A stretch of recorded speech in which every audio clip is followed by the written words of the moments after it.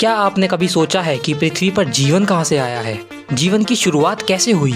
इसी प्रश्न का उत्तर ढूंढते हुए नासा पहुंच गई एक एस्टेरॉइड पर और उस एक छोटे से एस्टेरॉइड ने नासा के होश उड़ा दिए। हमारे ब्रह्मांड के बारे में ऐसे कई सारे राज हैं जो अब तक हमसे छुपे हुए थे, लेकिन उनके जवाब मिले हमें इस एस्टेरॉइड पर। तो चलिए मेरे साथ इस सफ़र पे, जहां हम ब्रह्मांड के कुछ सबसे बड़े राज खोलने वाले हैं। दोस्तों, पृथ्वी एकमात्र ऐसा ग्रह है जहां पर जीवन है। अब तक हमारे वैज्ञानिकों ने लगभग 7000 नए ग्रहों को ढूंढा है, लेकिन किसी में भी जीवन के ठोस सबूत अभी तक नहीं मिले हैं। वैज्ञानिकों का ये कहना है कि हमारी पृथ्वी पर आज से 3 अरब साल पहले जीवन की शुरुआत समुद्रों से हुई। धीरे धीरे समय बीतता गया और इवोल्यूशन होता गया।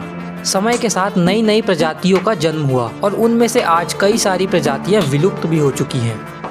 लेकिन दोस्तों, आज भी हमारी पृथ्वी पर लाखों प्रजातियां मौजूद हैं।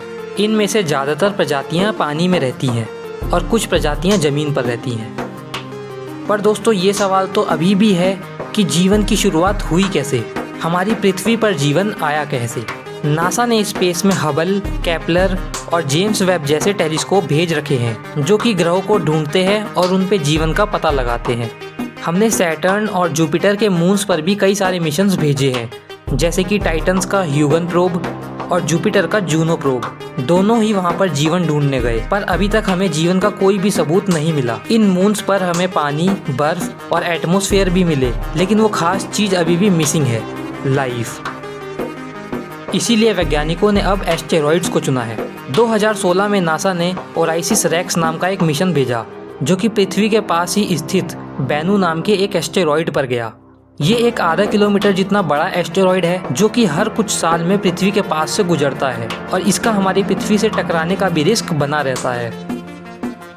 इसके सैंपल्स ने पूरी साइंस कम्युनिटी को हिला दिया है और ऐसे कई सारे राज खोले हैं जिनके बारे में हमें नॉलेज बहुत कम थी। चलिए एस्टेरॉइड बेनू की यात्रा शुरू करते हैं।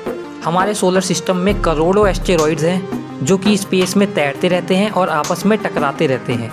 इन करोड़ों एस्टेरॉइड्स में से अब तक हमने सिर्फ 13 लाख एस्टेरॉइड्स को ही आइडेंटिफाई करा है। मार्स और जुपिटर के बीच एस्टेरॉइड बेल्ट है जहाँ पे करोड़ों एस्टेरॉइड्स घूमते रहते हैं। इनमें से कुछ एस्टेरॉइड्स हमारे मून से भी बड़े हैं और बेनू नाम का एस्टेरॉइड भी यहीं पर है। नासा ने ओराइसिस मिशन 2016 में लॉन्च किया और पूरे 2 साल बाद 2018 में ये बेनू पहुंचा। कई महीनों तक इसने एस्टेरॉइड को स्कैन किया और उसके चक्कर लगाए।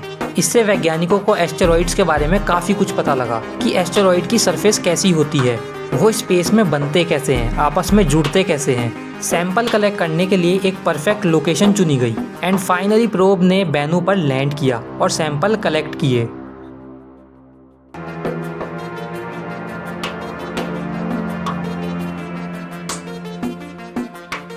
जैसे ही प्रोब ने बेनू को टच किया, नाइट्रोजन गैस रिलीज हुई, जिससे कि लगभग 250 ग्राम रॉक और डस्ट पार्टिकल के सैंपल कलेक्ट हुए। नासा की उम्मीद से कई ज़्यादा। प्रोब बेनू को टच करते ही वापस चला गया और नासा ने इस इवेंट को नाम दिया टच एंड गो। इस काम को इतना जल्दी करने का एक रीज़न ये भी था क्योंकि एस्टेरॉइड की ग्रेविटी बहुत ही कम थी, तो उससे जो डस्ट पार्टिकल हर जगह उड़ रहे थे वो प्रोब को डैमेज कर सकते थे। इसीलिए प्रोब को टच करते ही वापस बुला लिया गया।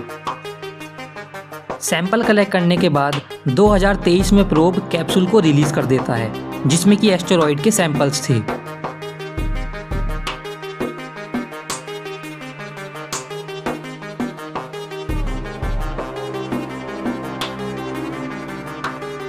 वो कैप्सूल अमेरिका के यूटा में लैंड हुआ। नासा की एक टीम कैप्सूल को रिकवर करती है और काफ़ी सेफली तरीके से हेडक्वार्टर ले जाती है।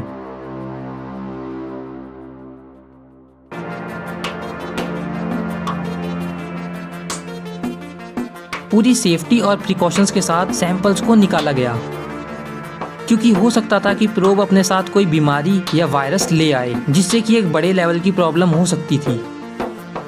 उन सैंपल्स ने वैज्ञानिकों के होश उड़ा दिए और हर किसी को हैरान कर दिया। लैब में बेनू के सैंपल्स में 14 एमिनो एसिड्स मिले जो कि प्रोटीन बनाते हैं और जीवन के लिए बहुत ही जरूरी होते हैं। ये एमिनो एसिड्स लाइफ के लिए एक बिल्डिंग ब्लॉक्स हैं और इनके बिना लाइफ पॉसिबल नहीं है।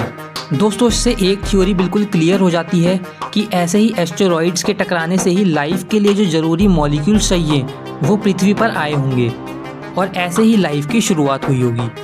एमिनो एसिड्स के अलावा बेनु में अमोनिया और 11 तरीके के मिनरल्स और मिले जो कि सॉल्ट्स के रूप में थे।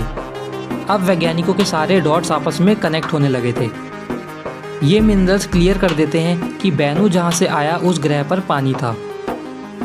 अब ऐसा भी होना बिल्कुल पॉसिबल था कि एक ऐसा प्लेनेट हो जिस पर पानी था और उसके तबाह होने के वजह से ही बेनु एस्टेरॉयड बना। शायद ऐसे ही कुछ एस्टेरॉयड्स ने पृथ्वी पर पानी और जीवन की शुरुआत करी। सोचिए, हम सब एक उल्का पिंड के टकराने से ही आज यहाँ पर हैं। नासा के इस मिशन ने हमें सोलर सिस्टम और जीवन के इतिहास के बारे में कई सारी इम्पोर्टेंट इन्फॉर्मेशन दी और हम उम्मीद करते हैं कि आगे भी हमें ऐसी ही इन्फॉर्मेशन मिलती रहेगी। क्या आपको ये बात पता है कि एस्ट्रोनॉट्स स्पेस में अपना ही टॉयलेट पीते हैं? अगर आपको इस बारे में नहीं पता था तो आप मेरी नेक्स्ट वीडियो बिल्कुल देखिए कि एस्ट्रोनॉट्स स्पेस में रहते कैसे हैं, और मैं आपको मिलूंगा एक नेक्स्ट वीडियो में।